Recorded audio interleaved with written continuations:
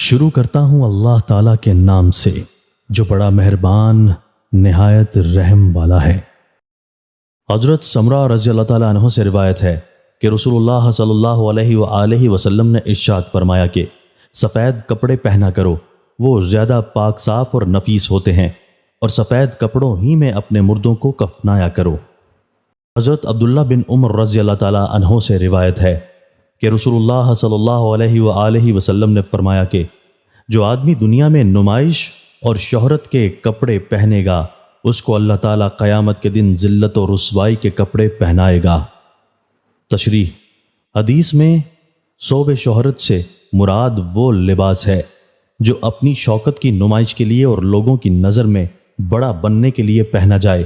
ظاہر ہے کہ اس میں وہ لوگ بھی شامل ہیں جو لوگوں کی نظروں میں علامہ یا بڑا مقدس بزرگ بننے کے لیے اس طرح کا خاص لباس تقدس پہنے، یا اپنی فقیری و درویشی کی نمائش کے لیے ایسے کپڑے پہنے جن سے لوگ ان کو پہنچا ہوا فقیر و درویش سمجھیں۔ یہ بھی ظاہر ہے کہ اس کا تعلق آدمی کے دل اور اس کی نیت سے ہے۔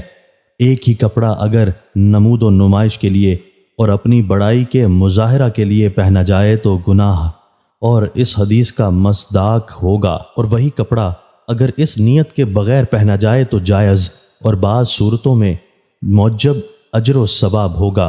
اور چونکہ ہم بندوں کو کسی کی نیت اور دل کا حال معلوم نہیں، اس لیے ہمارے لیے جائز نہ ہوگا کہ کسی کے لباس کو نمود و نمائش اور ریاکاری کا لباس قرار دے کر اس پر اعتراض کریں۔ ہاں، اپنے دل میں اپنی نیت اور اپنے لباس کا محاسبہ کرتے رہیں، اس حدیث کا پیغام ہے۔